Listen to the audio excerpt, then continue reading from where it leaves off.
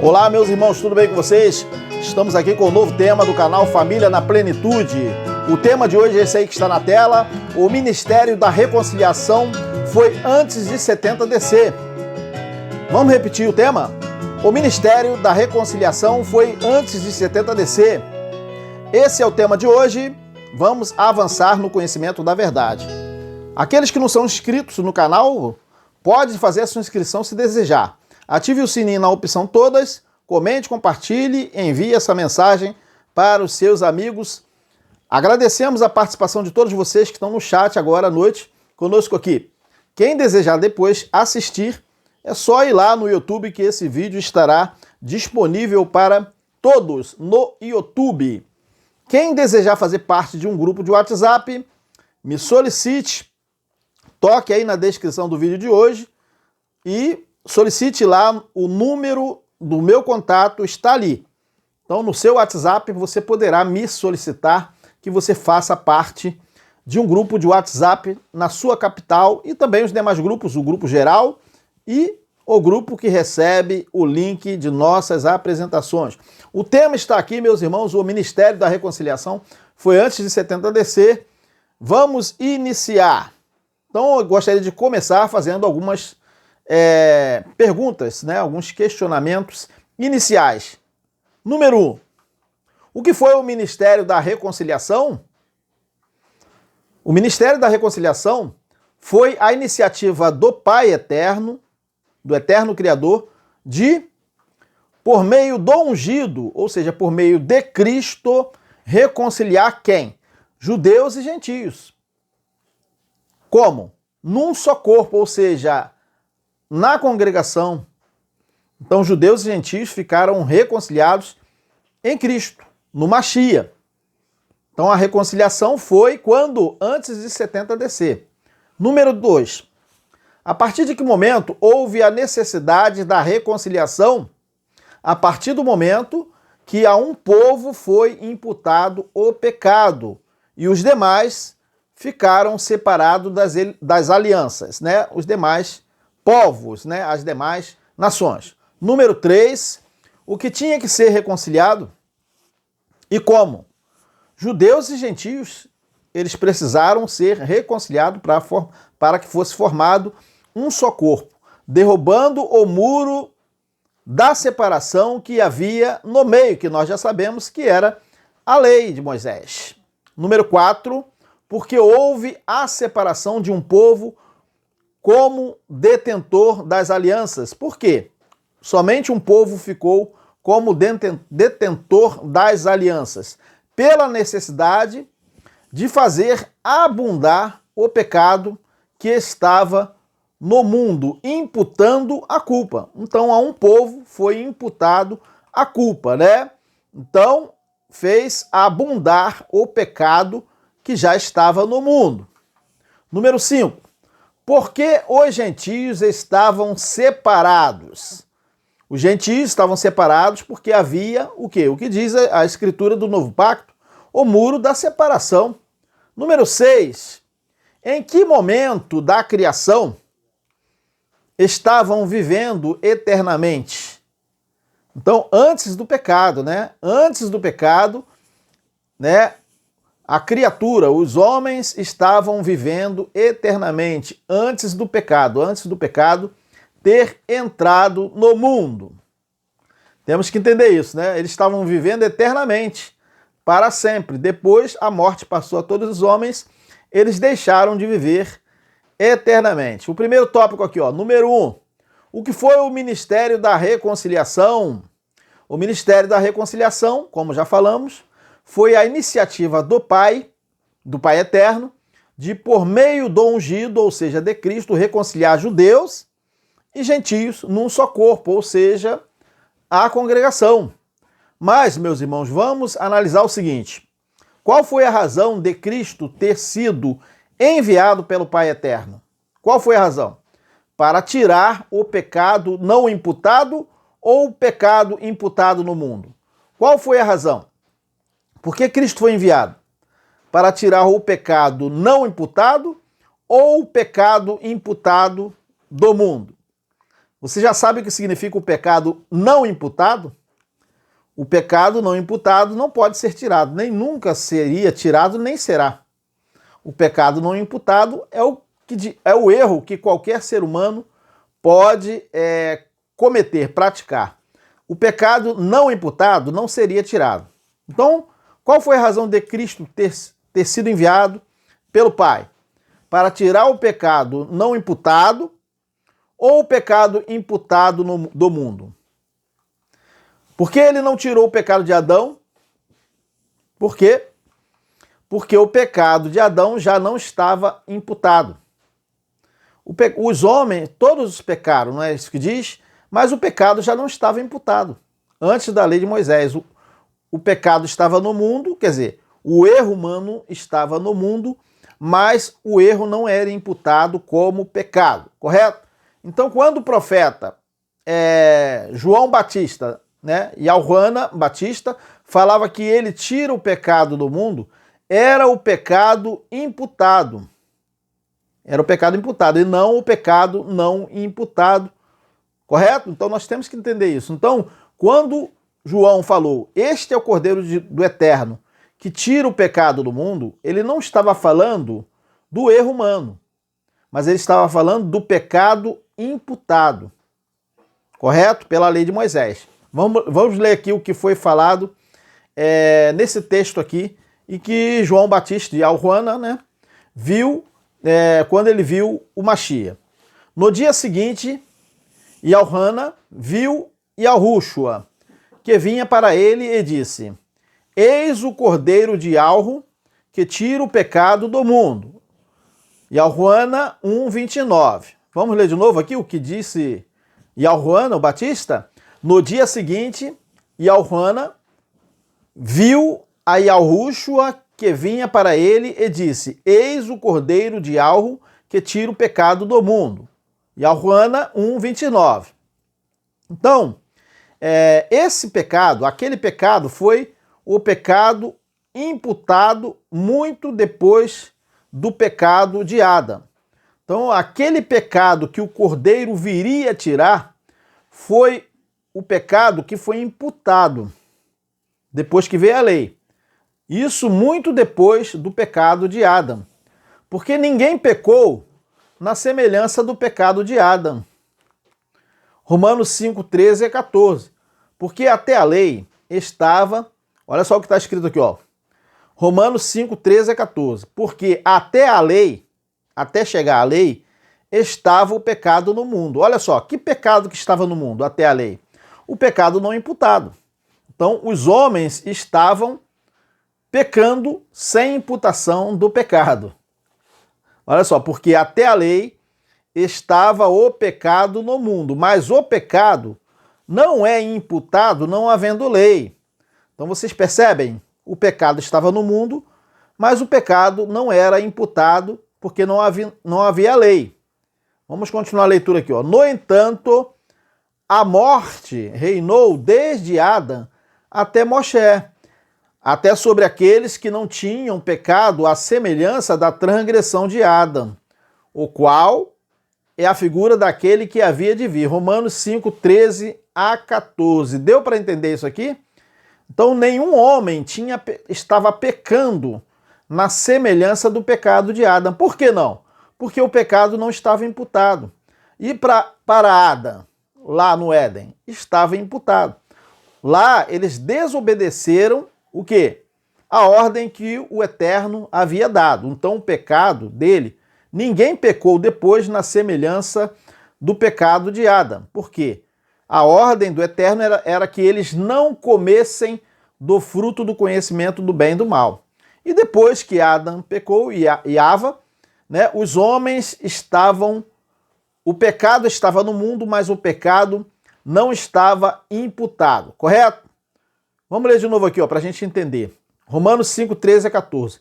Porque até a lei, ou seja, até chegar a lei de Moshe, estava o pecado no mundo. Quer dizer, que pecado é esse que estava no mundo? Um pecado não imputado. Então os homens não estavam pecando na semelhança do pecado de Adão, né? Porque o pecado não estava imputado.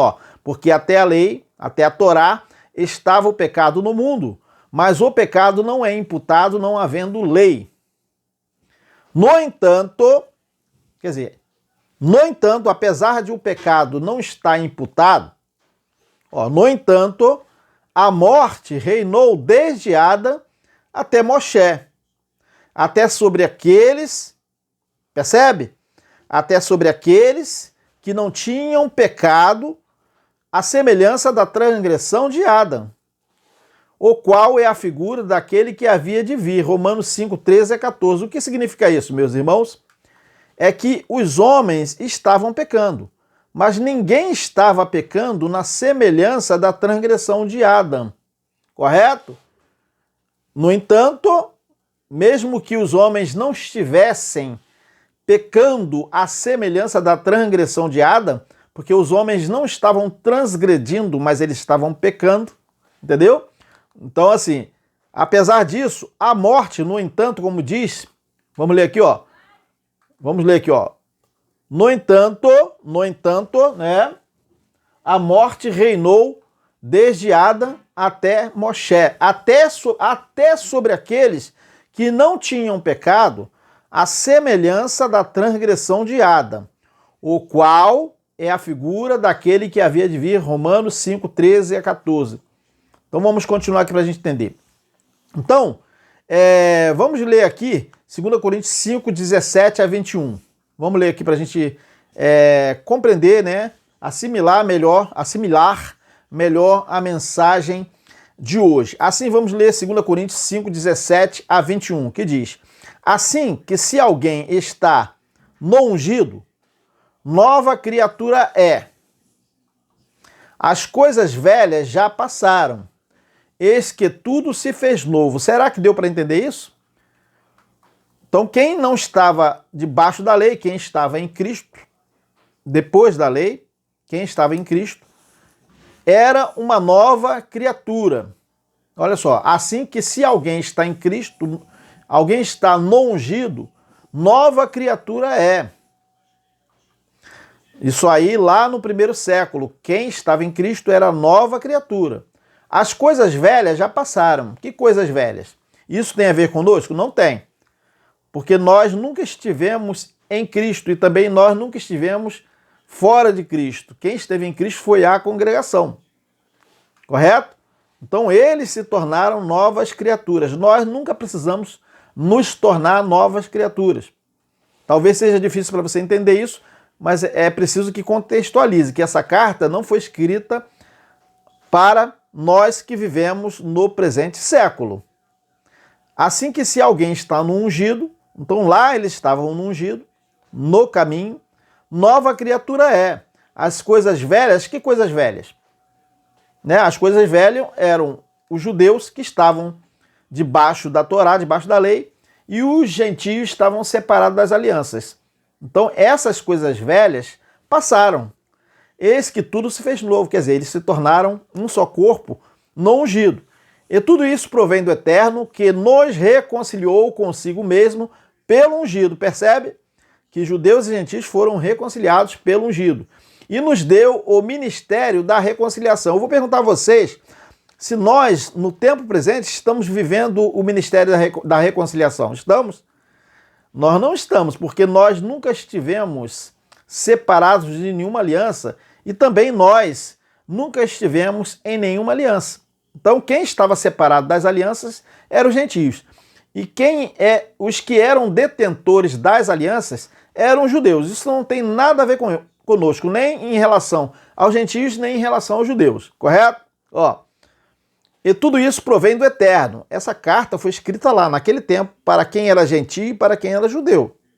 E tudo isso provém do Eterno, que nos reconciliou. Eles foram reconciliados, se tornando um só corpo, né? Nos reconciliou consigo mesmo pelo ungido, por Cristo. E nos deu o ministério da reconciliação. O ministério da reconciliação foi lá no primeiro século. Não tem nada a ver conosco o ministério da reconciliação. Quem diz que está no ministério da reconciliação em nosso tempo, então ele teria que estar ou debaixo da lei ou ele teria que ter sido, em algum momento, um gentio. Então, quem traz esse texto como se fosse para nós, na verdade está vivendo, tentando trazer algo que não foi escrito para ele. Esse texto não estava sendo escrito para nós, porque nós nunca precisamos nos tornar um só em Cristo. Eles precisaram, não nós. Ó, vamos ler de novo aqui, ó. E tudo isso provém do Eterno que nos reconciliou. Eles foram reconciliados consigo mesmo pelo ungido e nos deu o ministério da reconciliação. Nós não estamos no ministério da reconciliação. Isto é, o Eterno estava no ungido, em Cristo, reconciliando consigo mesmo o mundo. Mas que mundo? O nosso mundo não.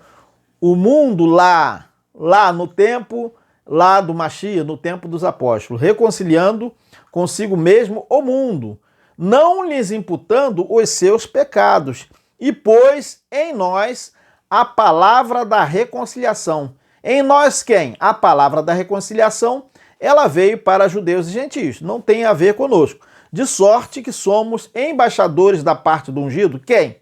De sorte que nós somos embaixadores da parte do ungido? Não, Shaul, olha só, todos eles lá, de sorte que somos embaixadores da parte do ungido, como se o Eterno por nós rogasse.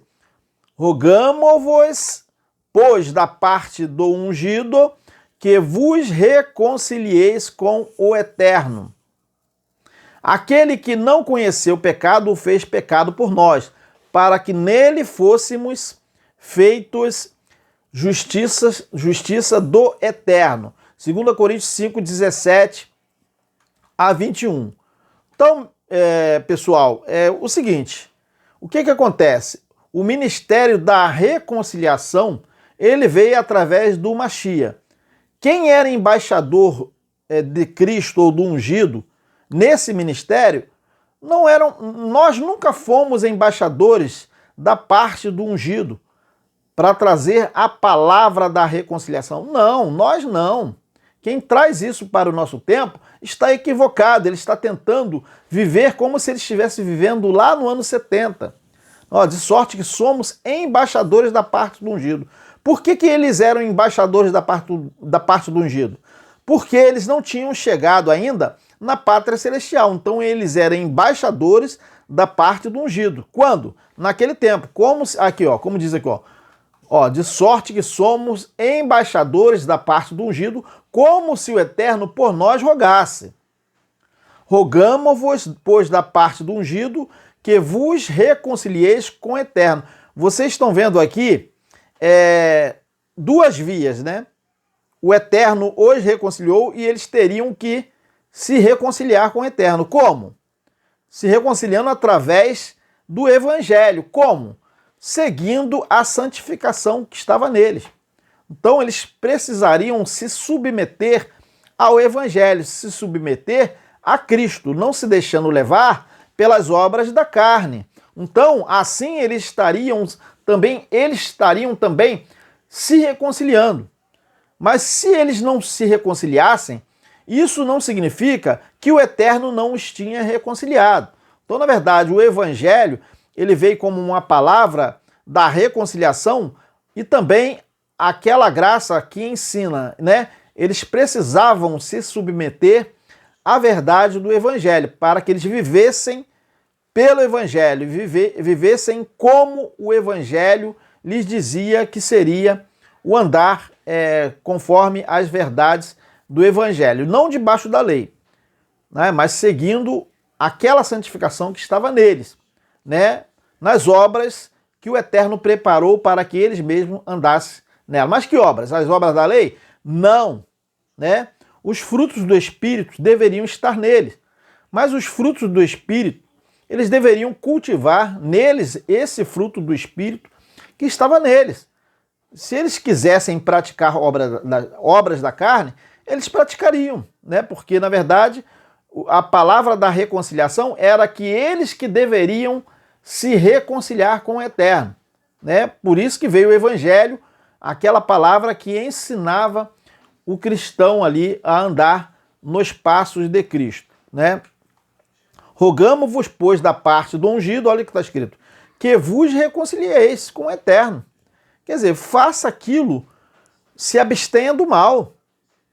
Correto? Aquele que não conheceu o pecado, o fez pecado por nós, para que nele fôssemos feitos justiça do Eterno. 2 Coríntios 5, 17 e 21. Agora, número 2. A partir de que momento houve a necessidade da reconciliação? A partir de que momento? A partir do momento que um povo foi imputado o pecado. Que a um povo foi imputado um pecado. Então, a partir de que momento que a um povo foi imputado o pecado? A partir de que momento houve a necessidade da reconciliação? Digo, a partir de que momento houve a necessidade da reconciliação? A partir do momento que a um povo foi imputado o pecado. Então, quando a um povo foi imputado o pecado, aí houve a necessidade depois da reconciliação. E os demais ficaram, na verdade, separados das alianças. Então, a partir do momento que a um povo foi imputado o pecado e os demais ficaram separados das alianças, ou seja, para eles não foi imputado o pecado, aí haveria necessidade da reconciliação. A partir de que momento houve a necessidade da reconciliação. Correto? Olha, vamos ler aqui, ó. Porque até a lei estava o pecado no mundo. Vê, no mundo. Então, como assim o pecado estava no mundo até a lei? Era o pecado não imputado. Não havia a transgressão. Porque para haver transgressão, é necessário que tenha uma lei para ser transgredida. Então, quer dizer, não havia lei, mas o pecado estava no mundo. Quer dizer, os homens estavam errando sem lei para o quê? Acusar aquele pecado, aquela, não a transgressão, mas aquele erro humano. Porque até a lei estava o pecado no mundo. Percebe? Os homens estavam errando e até em alguns momentos o Eterno trouxe juízo sobre algumas nações e até mesmo o juízo que veio, o dilúvio, né, que veio lá nos dias de Noé. Porque até a lei estava o pecado no mundo, mas o pecado não é imputado, não havendo lei. Percebe? Romanos 5,13. A pergunta que vai ser feita vai ser a seguinte: como é que o pecado não estava imputado? Porque não havia lei, e mesmo assim o Eterno trazia juízo sobre toda a carne em algum momento, destruiu Sodoma e Gomorra. Por quê? Por causa do erro humano. Então é a mesma coisa. Vamos explicar aqui. Vamos supor que no Brasil não tivesse nenhuma lei. Não tivesse nenhuma lei aqui, ou alguma lei, por exemplo, a lei de trânsito. Se não tivesse a lei de trânsito, seria um horror, né? Porque, mesmo não tendo uma lei para acusar um erro no trânsito, o erro não deixaria de ser erro. Se alguém andasse na contramão, se não tivesse lei dizendo que é proibido andar na contramão, se a pessoa andasse na contramão, seria um erro. Por que seria um erro? Porque ele iria colidir com outro automóvel. Porque, conscientemente, quem vem e quem vai tem que saber que um tem que estar num lado e o outro no outro. Então não tem sentido, pelos costumes, eles iriam se acostumar a parar no sinal vermelho sem lei para acusar quando avançasse. Quer dizer, mas se ele avançasse, seria o quê? Um erro. Por que seria um erro? Porque é algo que poderia causar um acidente, então ele estava errando, mas não tinha uma lei para acusar aquele erro. Deu para entender agora? O que significava que o pecado estava no mundo, mas o pecado não era imputado? Percebe? Porque até a lei, porque a Torá, até a lei estava o pecado no mundo. Percebe que o pecado estava no mundo, que na verdade era o que os homens faziam de errado, sem estar transgredindo nenhuma lei. Então, olha só, porque até a lei estava o pecado no mundo, mas o pecado não é imputado, não havendo lei. Como nós já colocamos aqui, o juízo que veio, o dilúvio, foi porque os homens estavam errando. mas sem imputação, ou seja, sem lei para transgredir, mas não deixava de ser um erro. Então por isso que o juízo veio. Aí você vai perguntar, por que o juízo veio se não estava sendo imputado aquele pecado, aquele erro? Por causa da maldade dos homens. Os próprios homens atraíram para si o juízo, né, do eterno. Romanos 5,13. Então por quê? Porque os homens precisam, é um princípio eterno, os homens precisam se abster do mal. Por quê? Que se eles se submeterem ao mal, eles atraem para si mesmos um juízo. Atraem para si mesmos o mal para eles mesmos, né?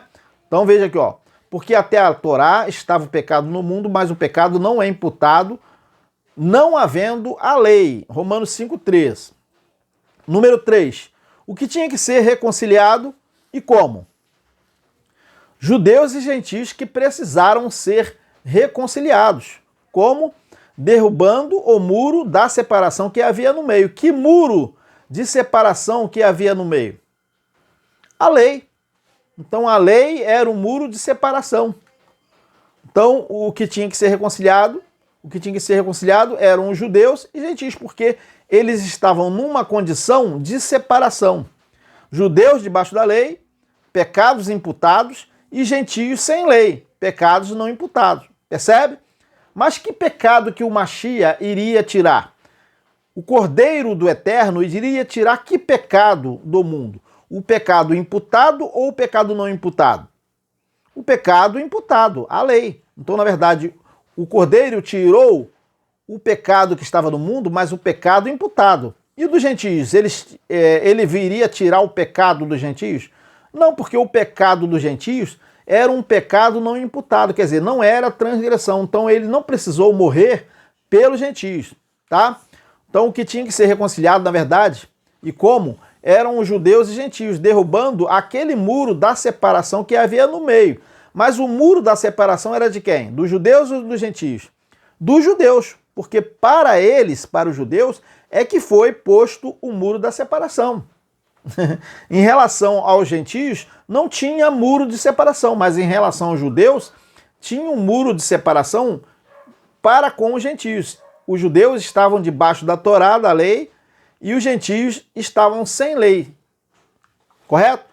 Então, hoje, aqui em nosso tempo, não há mais ministério da reconciliação. Você entendeu que nós não estamos no ministério da reconciliação, entendeu? Porque o ministério da reconciliação foi para que reconciliasse o quê? Judeus e gentios num só corpo. Um só corpo era a congregação, como se diz, o corpo de Cristo. E nós aqui somos o corpo de Cristo? Não, nós não somos o corpo de Cristo. O corpo de Cristo era a congregação, era a união dos judeus e gentios num só corpo, em Cristo. Então, ali era o ministério da reconciliação. Correto? Então hoje, em nosso tempo, não há mais o ministério da reconciliação. Por quê? Pensar assim é, na verdade, uma tentativa enganosa que redunda em religião. Se nós dissermos assim, estamos no ministério da reconciliação, ora, como nós estamos no ministério da reconciliação se nós nunca precisamos ser reconciliados com os judeus? Até mesmo porque não há mais judeus nem gentios.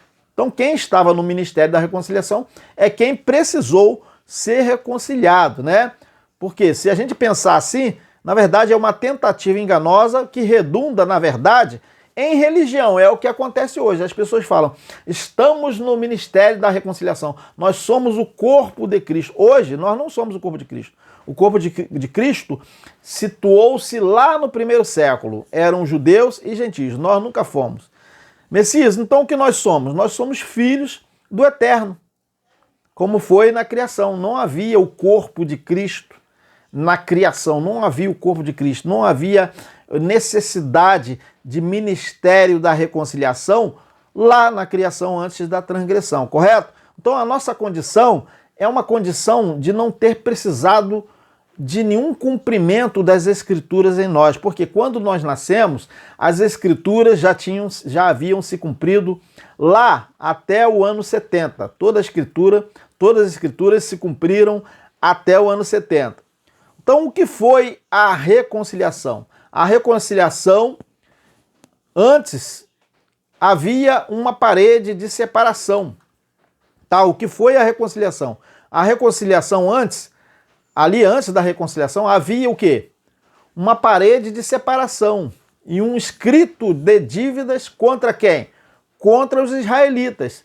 Isso era a parede de separação, o escrito de dívidas contra os israelitas, contra eles. E contra os gentios? Não havia escrito de dívidas. Então, que dívida que deveria ser paga? Que dívidas? As dívidas dos israelitas. Então, por que o Mashiach foi enviado? Pelos judeus ou pelos gentios? Pelos judeus, porque somente os judeus tinham escrito de dívidas. Então, o Mashiach precisou pagar, né, as dívidas com o seu próprio sangue, correto? Os gentios não tinham dívidas para serem pagas, correto? Então, havia o quê? Um muro de separação, tá? E o que foi a reconciliação? A reconciliação, antes havia, na verdade, antes da reconciliação, uma parede de separação, um escrito de dívida, que era o escrito de dívida, né? Contra os israelitas, correto? Número 3, o que tinha que ser reconciliado e como? Judeus e gentios derrubando o muro da separação que havia no meio. Então isso podemos observar em Efésios capítulo 2, 6 a 22. E nos ressuscitou juntamente com ele e nos fez assentar nos lugares celestiais, onde? Em Cristo. Quem? Quem? Judeus e gentios. Eles foram ressuscitados com ele e o quê? Eles foram assentados nos lugares celestiais em Cristo, ou seja, formaram um só corpo em Cristo, para mostrar nos séculos vindouros as abundantes riquezas da sua graça, pela sua benignidade para conosco, em Cristo. Então vamos entender isso aqui, gente. Quem foram os ressuscitados com Cristo? Quem foram? Na primeira ressurreição. Eles lá, que se tornaram um só corpo em Cristo, né? E nos ressuscitou juntamente com ele e nos fez assentar nos lugares celestiais em Cristo. Então, os gentios não estavam em Cristo. Os judeus também não estavam em Cristo. Então, eles só passaram a estar em Cristo quando eles se tornaram um só corpo. A pergunta que eu faço a vocês, Abraão e Noé estavam em Cristo? Não, eles não estavam em Cristo. Mas eles eram filhos do Eterno, justificados por fé, né? Porque Cristo veio depois. Então, judeus e gentios se tornaram um só corpo em Cristo, para mostrar nos séculos vindouros as abundantes riquezas da sua graça pela sua benignidade para conosco em Cristo. Vejam, então, nós aqui que vivemos no tempo presente, só está sendo mostrado para nós, para mostrar, do ano 70 para cá, nos séculos vindouros, não é para dizer que nós estivemos em Cristo, não é para dizer que nós estivemos num só corpo, judeus e gentios num só corpo. Não. O texto da Bíblia está dizendo que é para mostrar para nós, nos séculos vindouros, as abundantes riquezas da graça que veio para eles, não para nós. Nós não precisamos ser alcançados por graça em nenhum momento, né? Pela sua benignidade para conosco aqui, não, para com eles lá em Cristo lá, porque Cristo já não existe. Cristo foi uma manifestação do Pai para reconciliar judeus e gentios.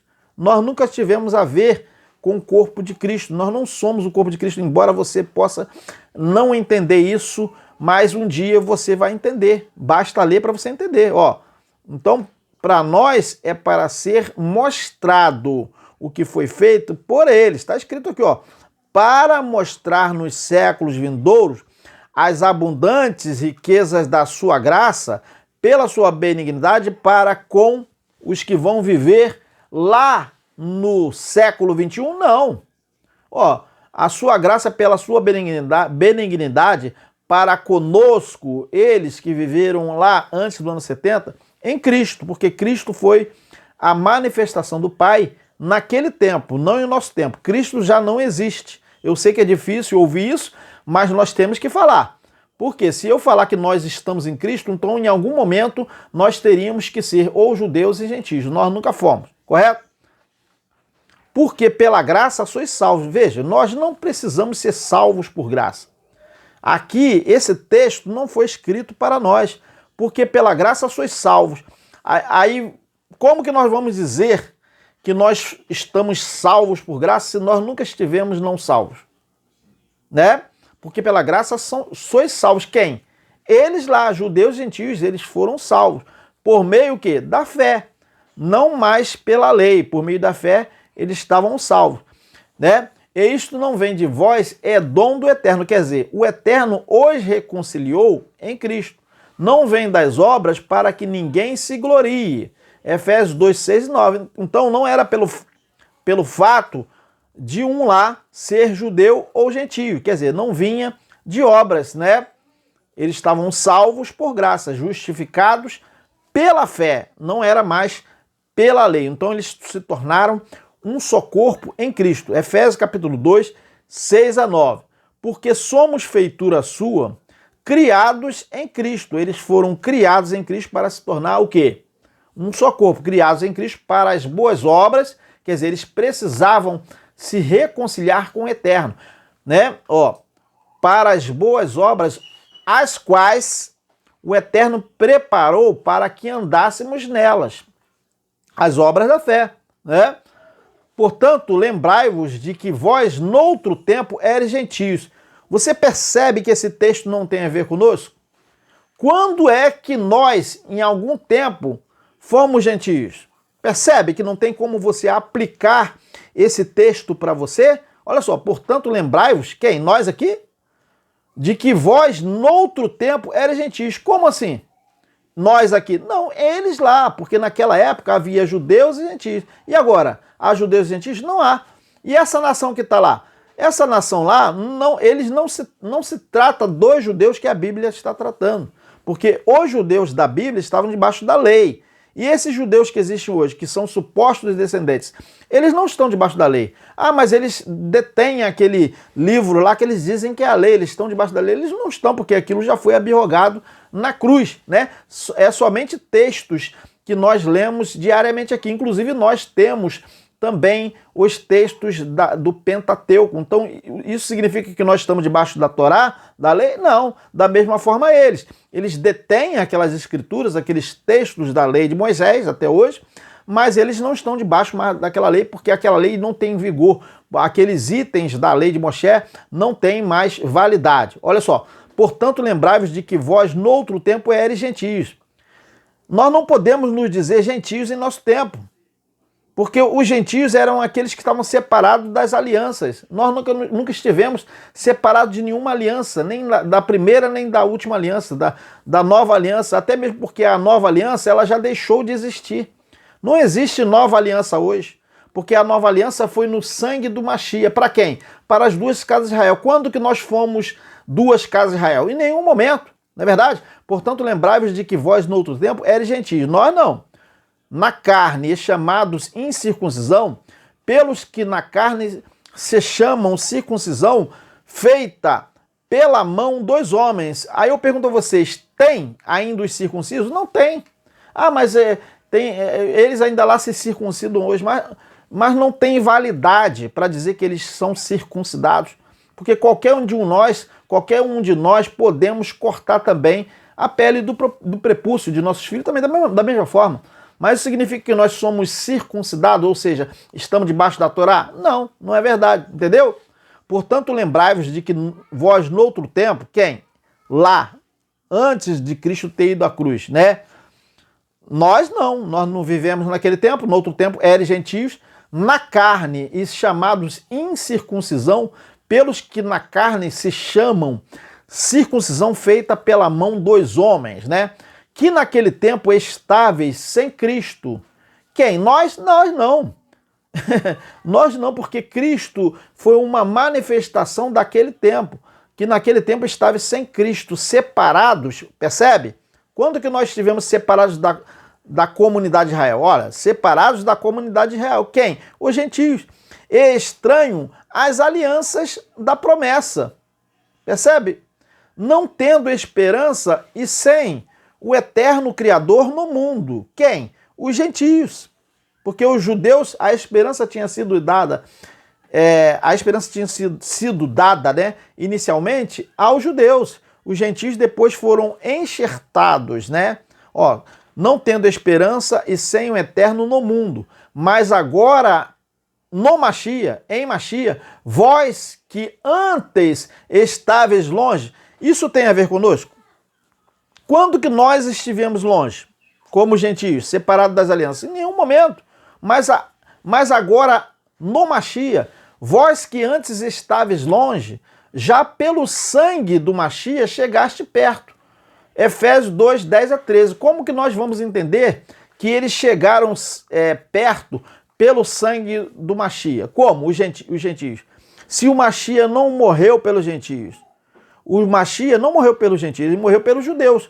Então, já pelo sangue do Machia, o qual foi derramado pelos judeus, eles, os gentios, chegaram perto. Quer dizer, foi derrubado o muro de separação, né, que havia no meio, ali através do sangue do Machia derramado por Israel, e os gentios chegaram perto, ou seja, se tornaram um só corpo ali, a congregação que se diz hoje igreja, o corpo de Cristo, né? Efésios 2, 10 a 13.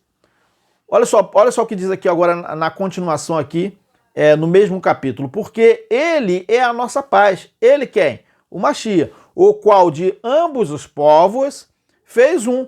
Quando é que nós fomos um dos povos? Então não tem sentido nós dizermos que nós fomos reconciliados, percebe? Porque ele é a nossa paz, o qual de ambos os povos fez um. Que ambos os povos?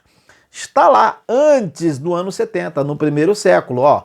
Porque ele é a nossa paz, o qual de ambos os povos fez um. E derrubando a parede de separação que estava no meio, o quê? A lei, a Torá, né? Derrubou a parede de separação, quer dizer, que fazia distinção entre os judeus e gentios. Essa é a nossa condição, de judeus e gentios? Não, nunca fomos. Nem judeus, nem gentios. Quem se diz gentio hoje está no engano. Ele está tentando aplicar a Bíblia para ele como se a Bíblia estivesse escrita para ele, não é verdade. Ó, derrubando a parede de separação que estava no meio. Na sua carne, na carne do Machia, desfez a inimizade. Então havia inimizade naquele tempo. Na sua carne desfez a inimizade, isto é, o quê? O que tinha a ver com os gentios ou o que tinha a ver com os judeus? O que tinha a ver com os judeus. Olha só, na sua carne desfez a inimizade, isto é o quê? Isto é o quê? A lei, né, que foi dada aos judeus, a lei dos mandamentos, que consistia em ordenanças, para criar em si mesmo dos dois, judeus e gentios, um novo homem, fazendo a paz, e pelo madeiro reconciliar ambos com o Eterno, em um corpo, matando com ela as inimizades. E vindo ele, através dos apóstolos, né, ele mesmo já veio evangelizando antes para os judeus, e vindo ele, evangelizou a paz depois do madeiro, né, através aquela mensagem que foi dada aos apóstolos, a Shaul, e vindo ele, evangelizou a paz. Aí foi dito o seguinte, pela evangelização: olha, o muro de separação já foi derrubado, agora vocês têm acesso ao Eterno por Cristo. Ou seja, porque agora vocês são um só corpo, judeus e gentios. Então não há mais judeus nem gentios. Ó, e vindo ele, evangelizou a paz, quer dizer, anunciou, gentios, vocês são salvos por graça. Judeus, vocês são salvos por graça. E vindo ele, evangelizou a paz a vós que estáveis longe, quer dizer, gentios, e aos que estavam perto, ou seja, judeus. Efésios 2, 14 a 17, correto? Porque por ele ambos temos acesso ao Pai em um mesmo Espírito, né? Assim que já não sois estrangeiros, quem? Os gentios, nem forasteiros, mas concidadãos, quer dizer, judeus e gentios, concidadão dos santos e da família de Alro, quem? Judeus e gentios, edificados sobre o fundamento, não é a lei, o fundamento dos apóstolos e dos profetas, e de que Yahushua, ungido, é a principal pedra da esquina, no qual todo edifício bem ajustado cresce para templo santo no eterno Criador. Ponto. No qual também vós juntamente sois edificados para a morada do eterno Criador em espírito. Quem? Eles, a congregação. Efésios capítulo 2, 18 a 22. Agora, número 4.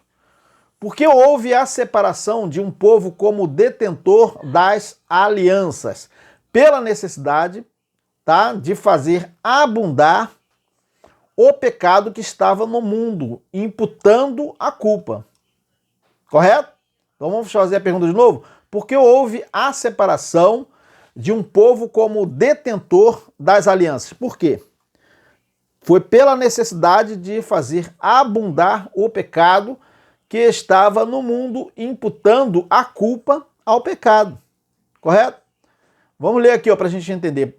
Veio, porém, a Torá, veio, porém, a lei, para que a ofensa abundasse. Veja, a ofensa foi abundada, né? A ofensa foi abundada quando? Quando veio a lei. Mas antes da lei havia ofensa? Havia erro? Havia. Mas ela não estava abundada, ou seja, ela não estava imputada a ofensa. O erro humano não estava imputado. Veio, porém, a lei, ó, percebe? Para que a ofensa abundasse. Mas onde abundou o pecado, quer dizer, onde o pecado foi acusado, onde o pecado passou a ser transgressão, mas onde o pecado abundou, superabundou a graça. Percebe? Romanos 5:20. Você está percebendo que aqui está escrito superabundou a graça. Isso significa que a graça já existia antes da lei. Correto? Ali a graça somente superabundou. Então, superabundou. Então, quando se diz que a lei veio por Moisés e a graça pelo Mashiach, isso significa que a graça que veio pelo Mashiach é o superabundar da graça e não a graça em si, porque a graça já havia desde a transgressão. Abel foi alcançado por graça, Noé foi alcançado por graça, quer dizer, eles foram justificados pela fé, que é a mesma coisa de ter sido alcançado por graça, correto? Mas a graça que veio pelo Mashiach não foi aquela graça já que já havia, mas foi o superabundar da graça, porque o pecado passou a ser imputado, então veio o quê? A graça superabundando. Vamos ler de novo aqui, ó.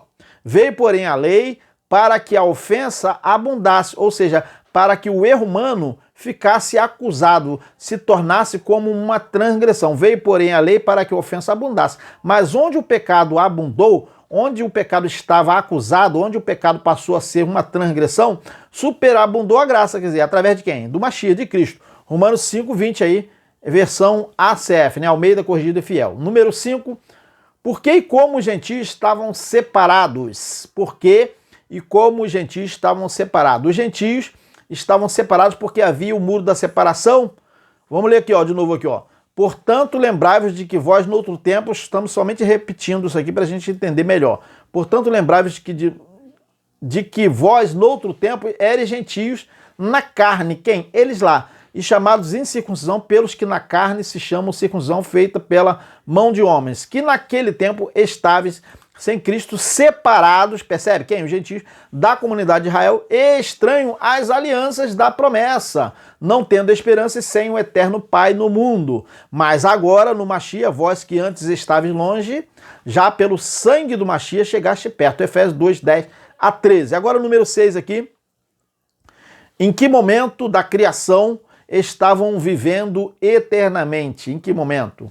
Antes do pecado ter entrado no mundo, eles estavam vivendo eternamente. Gênesis 2, 16 a 17, nós podemos ler o seguinte: e ordenou o Todo-Poderoso Yahweh ao homem, dizendo, de toda árvore do jardim comerás, né, livremente. Vocês podem fazer de tudo, mas da árvore do conhecimento do bem e do mal, dessa não comerás, não faça isso, se abstenha desse mal.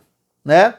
Ó, a árvore do conhecimento do bem e do mal, dessa não comerás, porque no dia em que dela comeres, certamente morrerás. Gênesis 2, 16 a 17.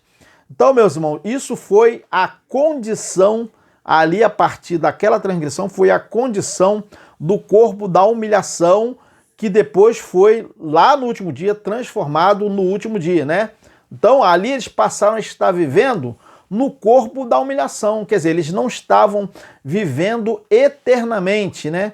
Mas isso não significa que os homens, depois da transgressão, os homens celestiais deixaram de ser homens celestiais, né? Os filhos do Eterno continuaram existindo, mas por causa do pecado, eles permaneceram no corpo da humilhação, ou seja, eles não estavam vivendo a vida eterna.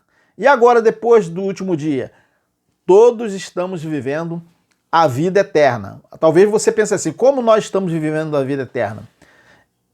Se nós não vamos ficar vivendo sem fim. Porque viver eternamente não é viver sem fim. É um tempo determinado, como nós já temos falado em alguns momentos, em alguns temas, né? Mas isso não significa, então, que os homens celestiais, depois da transgressão, deixaram de ser celestiais. A comunhão com o Pai, ela continuou. A comunhão com o Pai continuou depois da transgressão. Tanto é que Abel, ele tinha ali a comunhão com o Pai, não é verdade? Não é porque veio a transgressão, porque o pecado entrou no mundo por um só homem, que o homem ficou sem ter a comunhão. Então, na verdade, a comunhão com o Pai continuou até mesmo com o próprio Caim, né? Então, o Eterno continuou falando com ele. Então, o que acarretou depois da transgressão é que o pecado entrou no mundo e que a morte passou a todos os homens. Quer dizer, todos os homens passaram a viver numa condição, na verdade, o corpo da humilhação ali, que na verdade foi uma inutilidade que veio para toda a criação. Toda a criação ficou sujeita à vaidade, então a morte passou a todos os homens, correto? E no último dia, a condição da inutilidade já deixou de existir, né? Todos os homens estão vivendo para sempre, tanto Adão como Ava. Tanto o homem terreno como o homem celestial estão vivendo para sempre, mas depois da transgressão, eles pararam de viver para sempre, né? É difícil de entender isso, mas depois nós vamos explicar melhor isso aí para quem ainda não conseguiu entender. Porque viver para sempre ou viver eternamente não significa um tempo sem fim, mas significa viver na condição original, né? Num tempo determinado. Então nós estamos vivendo para sempre porque a morte já foi aniquilada, tá? A comunhão com o Pai, na verdade, depois da transgressão, ela continuou. Tanto é que os heróis da fé continuaram em sintonia com o Pai, que nós podemos ler aqui em Gênesis capítulo 6, 8 a 9, depois da transgressão. Vamos prestar atenção aqui, tem gente que erra nessa parte aqui, que diz que depois da transgressão, o homem não mais teve a comunhão com o Pai. Não é verdade. Olha só, Gênesis 6, 8 a 9. Olha o que está escrito aqui, ó. Porém, Noé achou graça diante do Eterno. Percebe? Eis a história de Noé. Noé era homem justo. Olha aí, percebe que ele era homem justo? Homem justo e íntegro entre os seus contemporâneos. Noé andava com o Eterno. Percebe? Que depois da transgressão, o Eterno continuou ali conversando com a sua criação, até mesmo com Caim, porque ele falou com Caim o quê? Ele falou com Caim o quê? Se bem fizeres, é certo que haverá aceitação para você. Então percebe que o Caim poderia viver também depois da transgressão ou depois do erro dele, ele poderia estar na condição que o Eterno estava requerendo dele. Então, se ele fizer o bem, haverá aceitação. Se não fizer o bem, não há aceitação. Não há aceitação do Eterno que o homem faça o mal, mas que faça o bem. Correto, meus irmãos? Agradecemos a todos vocês, né? A participação aqui. Até o próximo tema. Vamos terminar aqui. Um grande abraço para vocês. O próximo tema será domingo, às 19 horas. Um grande abraço, tchau!